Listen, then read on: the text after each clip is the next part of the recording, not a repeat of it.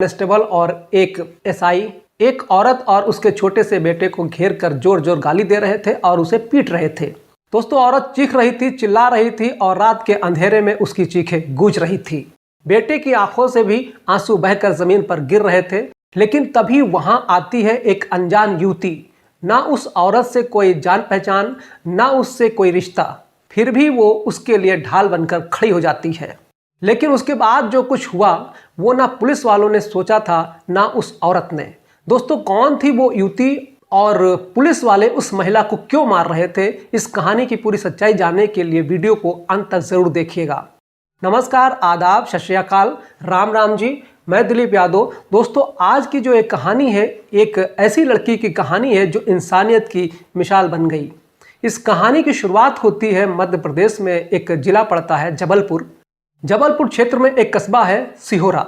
सिहोरा कस्बे के एक गांव का एक साधारण किसान राम प्रसाद, धूप में जले हुए हाथ और मेहनत की लकीरों से भरा चेहरा, पर उसकी सबसे बड़ी पूंजी उसकी बेटी मंजू थी। उसके एक लड़का भी था, लेकिन मंजू, जो कि पढ़ने लिखने में काफ़ी होशियार थी, वो बनना चाहती थी आईपीएस ऑफिसर, पर गरीबी की जंजीरों ने उसे जकड़ रखा था। राम प्रसाद के पास ना ज़मीन ज़्यादा थी, ना पैसा। फिर भी उसने दिन रात मेहनत करके बेटी को ग्रेजुएशन तक पढ़ाया, पर आगे की पढ़ाई वो तो जैसे किसी पहाड़ से कम नहीं थी। मंजू का सपना टूटने लगा। पर एक दिन इसी सोच में जब बाप बेटी दोनों चुपचाप आंगन में बैठे थे, राम प्रसाद ने अचानक कहा मंजू से, बस तू अपना सपना पूरा कर, मैं अपनी ज़मीन गिरवी रखूँगा, लेकिन तेरी पढ़ाई रुकने नहीं दूंगा। और फिर जैसे मंजू को तो रास्ता मिल गया, राम प्रसाद ने अपनी इकलौती ज़मीन गिरवी रख दी थी। मंजू की कोचिंग शुरू हुई। उसने पढ़ाई में दिन रात एक करके पूरी जान लगा दिया। पहली बार में असफलता, दूसरी बार में हार, पर तीसरी बार वही मंजू आईपीएस बन गई।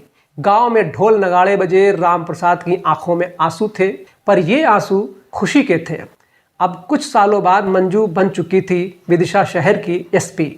पोस्टिंग का ऑर्डर आ चुका था, लेकिन ज्वाइन करने के ठीक एक दिन पहले मंजू को निमंत्रण पत्र आया। उसी शहर में उसके कॉलेज की सहेली अंजलि की शादी का।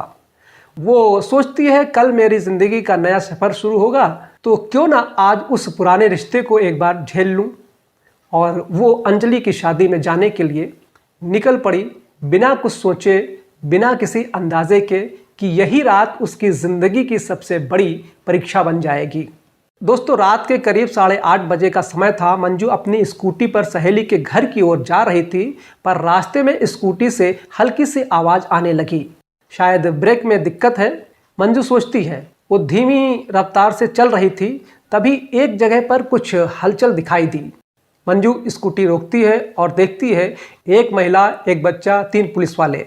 महिला चीख रही थी और उसका चेहरा डर से पीला पड़ा था और बच्चा, उसकी आंखों से आंसू बह रहे थे। इतनी रात को ट्यूशन का ड्रामा कर रही हो? एक कड़कती आवाज़ गूंजी, एसआई प्रवीण राठौर की। उसके साथ 2 कांस्टेबल, एक नौजवान विकास यादव और एक अधेड़ उम्र का राधा मोहन तिवारी। महिला बार बार कह रही थी, साहब, मैं बस ट्यूशन से बेटे को लेकर लौट रही हूँ, कोई गलती नहीं की है। पर एसआई राठौर सुनने को तैयार ही नहीं था। इंसानियत का नामो निशान नहीं था उसके चेहरे पर।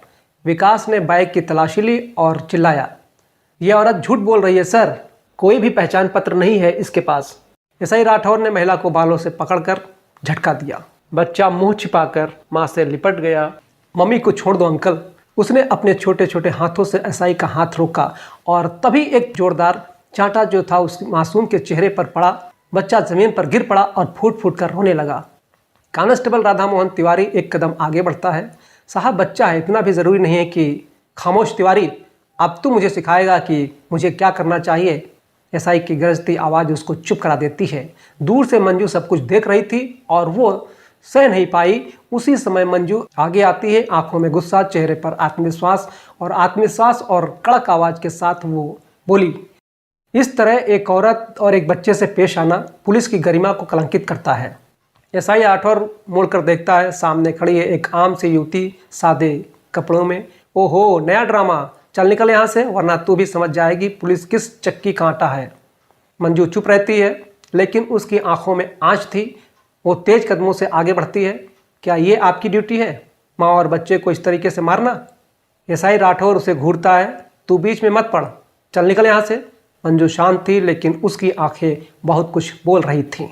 कानून के रक्षक अगर खुद भक्षक बन जाएं, तो इंसाफ की उम्मीद किससे की जाए।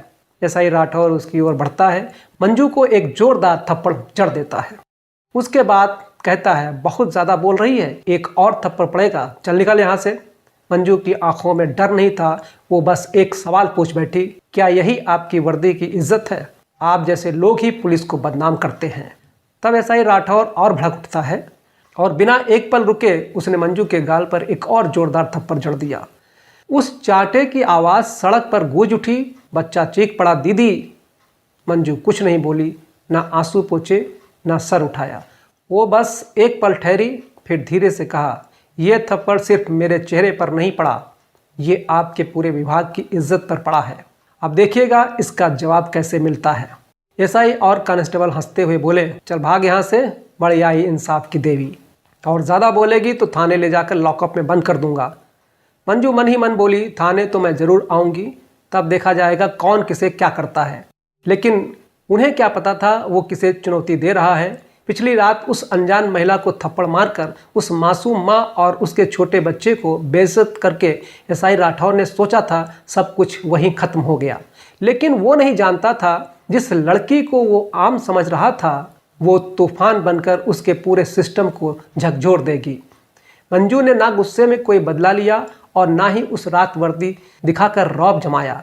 बस उस रोती माँ और डरते बच्चे को अपनी चुप आंखों में सुरक्षा का वादा देकर चुपचाप वहां से निकल गई।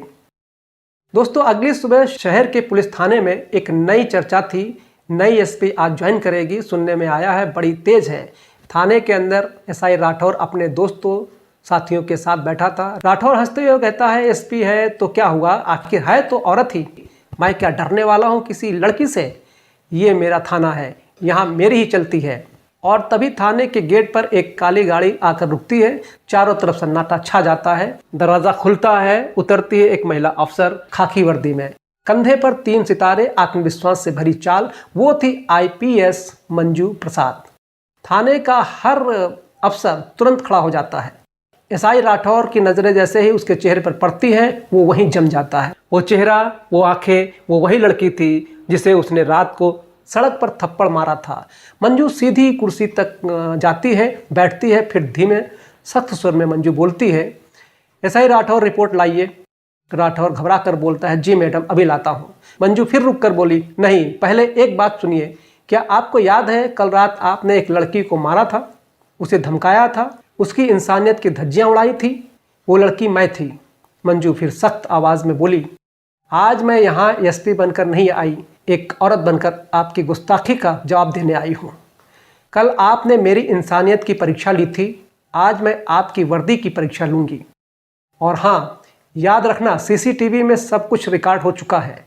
आपका हर एक शब्द, हर एक हरकत अब कानून के पास है।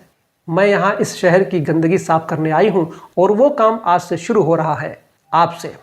राठौर कांपने लगता है। मंजू एक नज़र उसकी आंखों में झांकती है, फिर थाने के सभी पुलिसकर्मियों की तरफ देखती है। मंजू बोली, याद रखना, सिर्फ वर्दी पहनने से इज्जत नहीं मिलती, आपको भी उस वर्दी की इज्जत करनी पड़ती है। जो वर्दी इंसान को सुरक्षा दे, अगर वही डर फैलाए तो बदलाव ज़रूरी हो जाता है। राठौर के चेहरे का रंग उड़ चुका था। उसके कंधे पर लटकती वर्दी अब उसे बोझ लगने लगी थी। आईपीएस मंजू ने तुरंत इंटरनल इंक्वायरी बैठाई। सीसीटीवी फुटेज थाने से लेकर टोल नाके तक निकलवाई गई।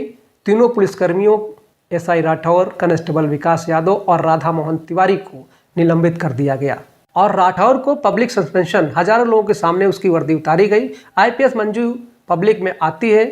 सामने खड़े लोग जो पहले चुप थे, अब गर्व से ताली बजा रहे थे। मंजू माइक पर बोलती है, ये शहर अब डर के साए में नहीं, विश्वास के उजाले में जिएगा। पुलिस का काम डर फैलाना नहीं, सुरक्षा देना है। और जो वर्दी इस कर्तव्य से हटेगी, उसके खिलाफ सबसे पहले मैं खड़ी रहूंगी। जिस लड़की को रात में थप्पड़ मारा गया था, आज वो उस पूरे शहर की आवाज़ बन चुकी थी। अब वही महिला ऐसे बच्चों की हंसी की रक्षा कर रही थी, माँओं की इज्जत की ढाल बन चुकी थी। दोस्तों, पद बड़ा हो या छोटा, वर्दी सच्ची होनी चाहिए, क्योंकि जब नीयत साफ होती है तभी न्याय जिंदा रहता है।